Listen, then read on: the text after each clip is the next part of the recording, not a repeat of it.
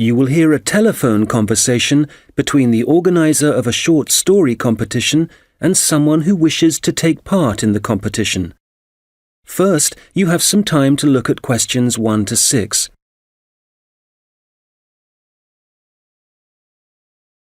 Good morning, Dave speaking. Oh, hi. I'm phoning about a short story competition. I saw an advert in a magazine and I was just calling to get some details. Yes, certainly. I'm the competition organizer, so I should be able to help. What kind of details are you looking for? Well, does it cost anything to enter? Yes, there's an entry fee of £5. Okay, that should be fine. It's a short story competition, so how many words is that? Well, we want to give people a reasonable amount of freedom, but the guidelines are around 3,000 words. Oh, that sounds quite a lot. Well, it's not as much as it used to be. We did have a limit of 5,000 words, but some people thought that was too many. So this year we've reduced it. Right. And does the story need to be about anything in particular? No, you can write about any topic you like. But the main point of the competition is that it has to have a surprise ending.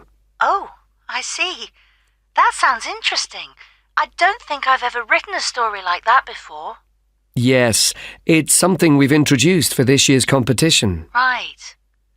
I'm 18. Is there any age limit? Yes, you need to be 16 or over. So if you're 18, that's fine. Great. So you have the competition once a year, is that right? Yes, we start advertising in January, and the competition takes up a lot of the year. We give people a few months to write their story, and then it takes quite a long time to judge all the entries and to announce the winners. I see. So when is the closing date for the competition? It's already April. I hope I'm not too late. No, you've still got plenty of time. You need to submit your entry by the 1st of August. After then, it will be too late. Although you can always enter next year's competition. Okay, good. So how do I enter? Well, we have a website, and the best way to enter is to complete the entry form online. We also have more details of the competition on the site. Shall I give you the web address? Yes, please. Okay, it's www.comp4ss.com, and that's the number 4, not the word 4. Okay, thanks. I've got that. So I can complete the entry form online, but how do I send the story? Do I print it out and send it to you? Well, you may want to print the story out so you can review it, but don't post it to us. When you've finished your story, you will need to email it to us. The email address is on the website I gave you. Okay, that's fine. Before you hear the rest of the conversation, you will have some time to look at the questions 7 to 10. Now listen and answer questions 7 to 10. Can you tell me a bit about how the competition is judged and what the prizes are? Yes, of course. Well, once we have all the entries, I send them to all the judges. Our competition is quite popular, so we are lucky to be able to use famous authors who are very interested in the competition. That's fantastic! It's great to know that someone famous will be reading my story. Yes, that's right. It takes them quite a while to read through the entries, but eventually they decide on the top 5 stories. I see. And what happens then? Well, they will be published online so everyone can read them. They will not be in any order at this point. They will just be the 5 stories that the judges think are the best. And do all the top 5 stories get prizes? No, it's just the top story and the runner-up. So how is the top story decided? Well, once the top 5 stories are available, It will be the public who will vote for their favourite story. Right, I see. So I need to get all my friends to vote for me then? Yes, that's a good idea. And what is the prize? Well, the runner-up gets a prize of £300. But the winner gets a trip to Spain to attend a workshop for writers. Wow, that's brilliant! I'd better get writing straight away. Yes. Good luck. Thanks. That is the end of section 1. You now have half a minute to check your answers. Now turn to section 2. You will hear a guide talking about a sea life centre. First, you have some time to look at questions 11 to 17.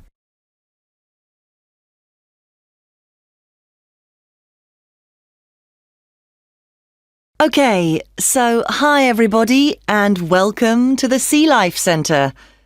Before you start on your tour, I'd just like to give you some information about things to look out for as you go. Well, first of all, I guess some of you may have been here before and may be surprised to see the name has changed. We're not called World of Water anymore. Since the beginning of this summer, we've been renamed, and we've also made a few other changes. However, the main attractions like the aquarium, the crocodiles, the penguins and so on are still here. But we have a new restaurant and picnic area, and the latest thing that we have, and it was only finished last week, is the splash ride. This is an exciting new area of the centre and is pretty scary, and of course you do get a bit wet, so make sure you're not wearing your best clothes.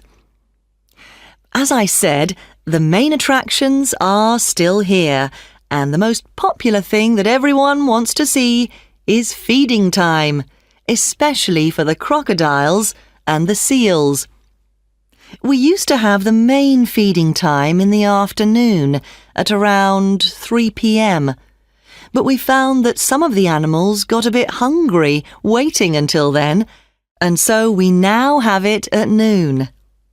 They seem much happier with the new time, although it's a bit difficult to know what they're thinking.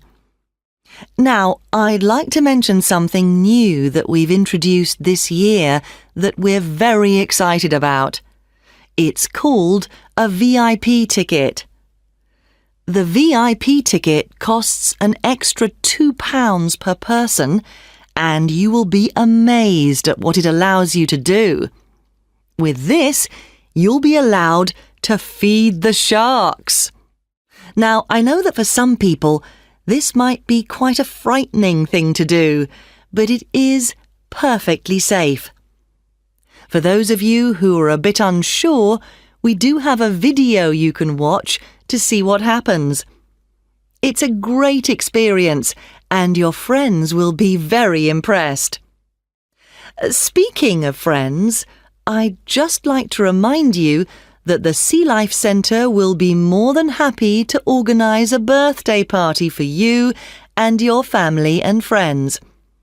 If you need more details, you can speak to me afterwards, and there are also forms at the entrance that you can fill in. I'd also like to bring your attention to the good work that the Sea Life Centre is doing in support of animal conservation. I'm sure you're all aware of the worrying situation with a large number of species facing extinction. Here at the Sea Life Centre, we're taking action by asking as many people as possible to sign a petition. Once we have over 5,000 signatures, we are planning to send it to the government in the hope that more people will begin to take it seriously. Right, well, there's obviously a lot going on at the centre and a lot of things to discover. At all the attractions, there is helpful information, so please read as much as you can, and if you want to see what you've remembered, please do the quiz after your visit. There are no prizes, of course, but I'm sure you'll be surprised by how much you've learnt.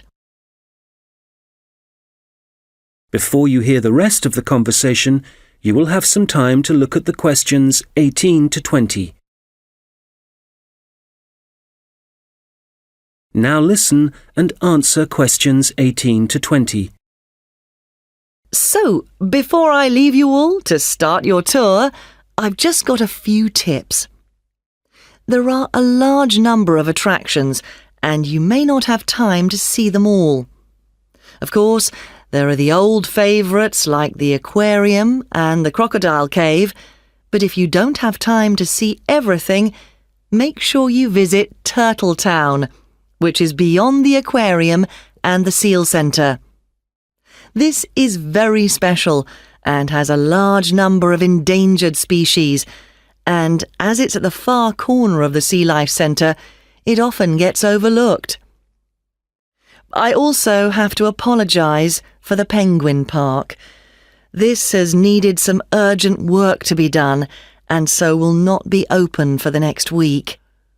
We're very sorry about this, but I'm sure you'll find the Seal Centre, which is directly opposite it, will keep you entertained just as much, if not more. We're also very busy today, as you may have noticed on your way in. Everyone starts here at the aquarium, but as it's so big, there's no waiting to get in. But today, we're expecting a lot of people to want to see the crocodile cave, as a couple of eggs have hatched out. So expect delays there and, if you like, move on to the Seal Centre first and then go back when things are quieter towards the end of the day.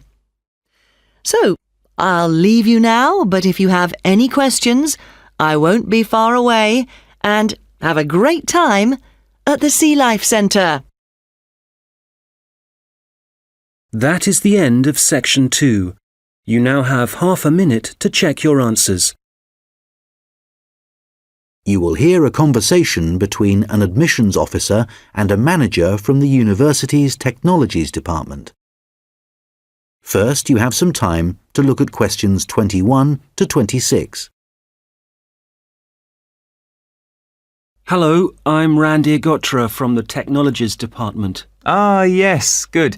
I'm Dave Hadley. Thanks for coming to see me. That's okay. I believe you want us to do some work for you. Yes, that's right. I'm responsible for student admissions to the college, and I use a computer system to help process student enrolments and to do the timetabling. But it really doesn't suit the way we work these days. It's over 10 years old, and although it was fine when it was first introduced, it's just not good enough now. OK, what problems are you experiencing? Well, 20 years ago, the college was quite small, and we didn't have the numbers of students or tutors that we have now. So the system can't handle the increasing volumes? Well, there's a lot more data now, and it sometimes seems the system has crashed, but in fact, it just takes ages to go from one screen to the next. Right. Is that the only problem? Well, that's the main one, but there are others. In the past, doing the timetabling was quite simple, but now we have a lot more courses, and what's made it complicated is that many of them have options. Right, but the system should allow you to include those. Well, no, it doesn't. It was supposed to, and a few years ago we did ask someone from the technologies department to fix it, but they never seemed to have the time. Are there any other issues with the system? Well, I've been given extra responsibilities, and so I have even less time to do the timetabling. If there was anything you could do, Randir, to make the process more efficient, that would be really helpful. Well, it sounds like you could do with an assistant, but that's obviously not possible. So what about having an online system that students can use to do their scheduling? How would that work? Well, it may mean less choice for students, but we could create a fixed schedule of all the courses and options, and they could then view what was available. And work it out for themselves. That sounds great. OK, so we'll need to decide whether or not to improve the existing system or to build a completely new system. Well, I'd much prefer to have a new system. Quite frankly, I've had enough of the old one. OK, that'll probably take longer, although it may save you money in the long run. When were you hoping to have this in place? Well, it's January now, and the new intake of students will be in September. We need to start processing admissions in the next few weeks, really. Well, it will take more than a few weeks, I'm afraid. As an initial estimate, I think we'll be looking at April or May to improve the existing system, but for a new system, it would take at least 9 months. That would be October at the earliest. Now listen and answer questions 27 to 30. What are the next steps if we are to have a new system? Well, the first question is, do you have support from your senior management? Yes, I've already discussed it with them, and they're also keen to get this work done. OK, because I was going to say that's the first thing you need to do, and without that we can't go ahead. Yes, I've done that. That's good. Actually, they mentioned that there's probably a form I need to complete to formally start the project. Yes, that's the next thing you need to do. I'll send you an email with a link so you can fill it in online. It's called a project request form. OK, great. And then what happens? Well, I have a list of things, but I think the third thing you should do is see Samir. He's our analyst who will look at the system and identify what needs to be done. OK, can you send me his contact details and I'll set up a meeting with him? OK, that's good. So we should soon be able to get a team together to start the work. Some members of our team work in different locations, so it's not easy to have face-to-face meetings. That's OK. I'm used to having conference calls, providing they're not late at night. Right, so I'll send you details of the team, and if you could set up a call, that would be great. OK, I'll do that. Thanks. That is the end of section 3. You now have half a minute to check your answers.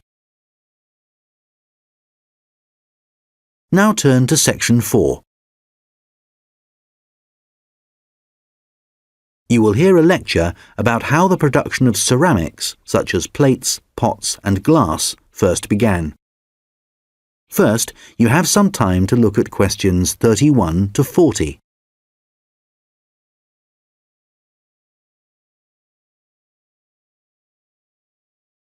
Now listen carefully and answer questions 31 to 40.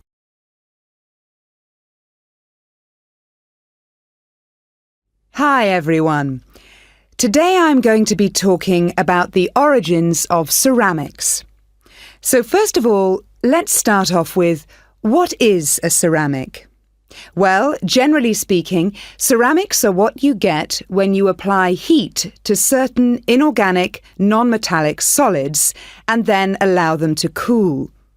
And examples of ceramics are everyday things like earthenware pots, crockery, glassware, and even concrete. So how did it all begin?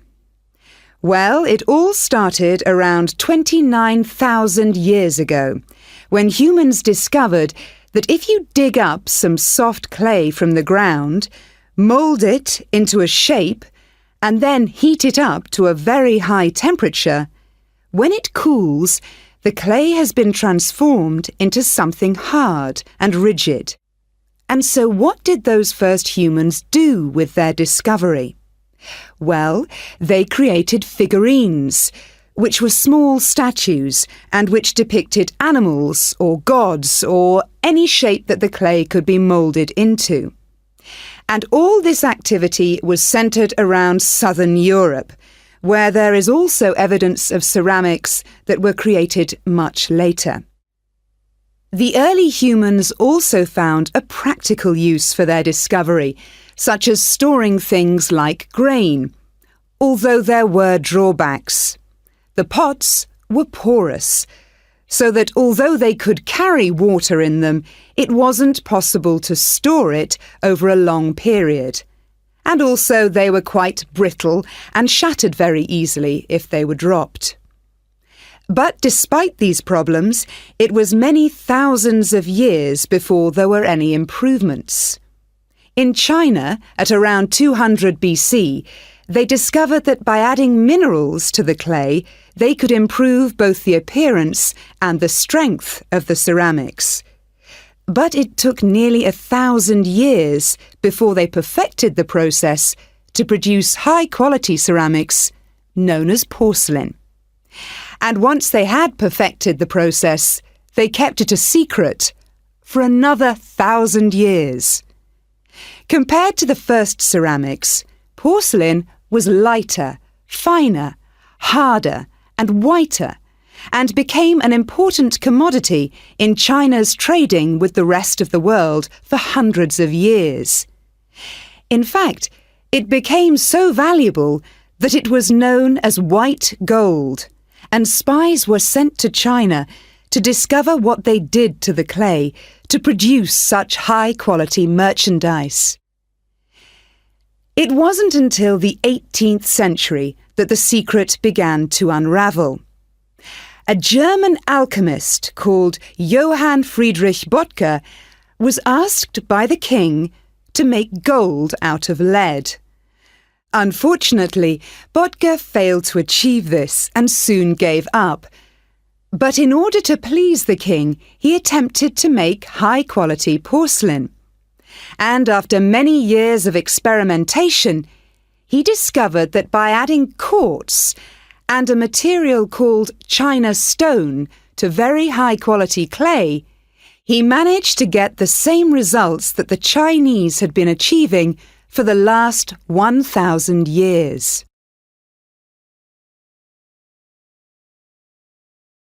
We'll now look at another ceramic which is made from mixing sand with minerals and heating to over 600 degrees Celsius. When this mixture cools, the result is, of course, glass. The main difference between ceramics made from clay and glass is that clay is made up of crystalline plates which become locked together in the cooling process, whereas glass cools too quickly for crystals to form. Apart from that, the process of heating up naturally occurring materials to transform them is the same. The origins of glass date back to 3,500 BC, but it wasn't until the Roman Empire, 2,000 years ago, that the art of glass blowing and the practical uses of glass became more widespread. One of the more innovative uses was to use it in windows, as up until then they had just been holes in walls. It must have been very drafty in those days. The Romans were also responsible for inventing concrete, and although the origins are uncertain, experts think that this is largely due to the high level of volcanic activity in the area. The Romans observed that when volcanic ash mixes with water and then cools, it gets extremely hard and almost impossible to break up. The chemical reaction that follows is very complex and continues for many years, and the concrete just keeps getting harder. Evidence of this are the numerous Roman remains that are still standing, many of which are almost completely intact. One of the most important facts about concrete for the Romans was that it can be created underwater. As the Roman Empire grew, The Romans needed to take control of the seas, and for this they needed to build harbours capable of holding a fleet of ships. Pouring concrete mixture into the sea immediately started the hardening process, and rather than just dissolving in the mass of water, the substance was tough and long-lasting.